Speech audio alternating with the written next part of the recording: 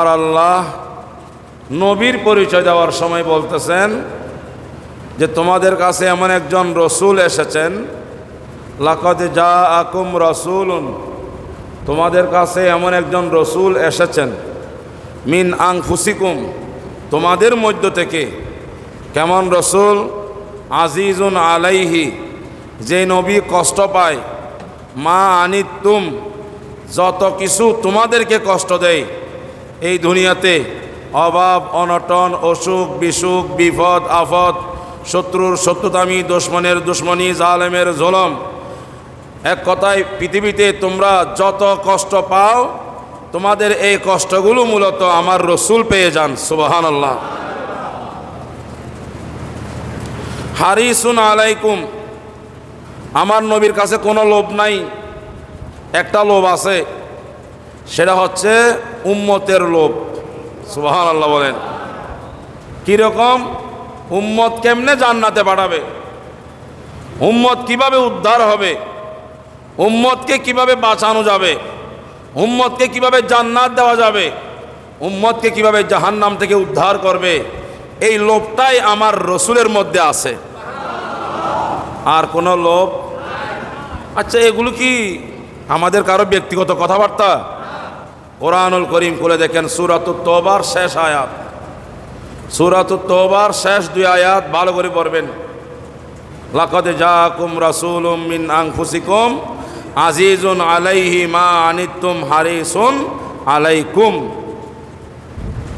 এই সূরা তওবার শেষ দুইটা আয়াত, এই দুইটা আয়াত হচ্ছে মিলাদুন নবীর আয়াত। আল্লাহ এই শেষ দুইটা আয়াতে নবী দুনিয়াতে আগমনের কথা আলোচনা করেছেন। মিলাদুন নবী মানে হচ্ছে নবী দুনিয়াতে শুভ আগমন করা। তাহলে মিলাদুন নবীর কথা কোরআন শরীফে আছে না নাই? এরপরে আল্লাহ কি বলছে জানেন? বিল মুমিনিনা রাউফুর রহিম, আমার নবী ইমানদারের জন্য রাউফুর রহিম। গভীর মনোযোগ। আল্লাহর পরিচয় রাউফুর রহিম, নবীর পরিচয় রাউফুর রহিম, দুইটাই কোরআন শরীফের আয়াত।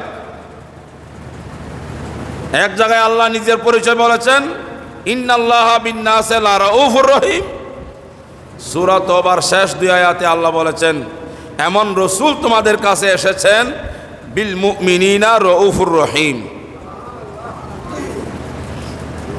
ভাগ্যিস যদি রাউফুর রহিম শব্দগুলো আল্লাহ না বলতেন, কোন নবীর আশেক যদি নিজের থেকে বলে ফেলতেন, অবশ্যই শিরিকের ফতোয়া আসতো।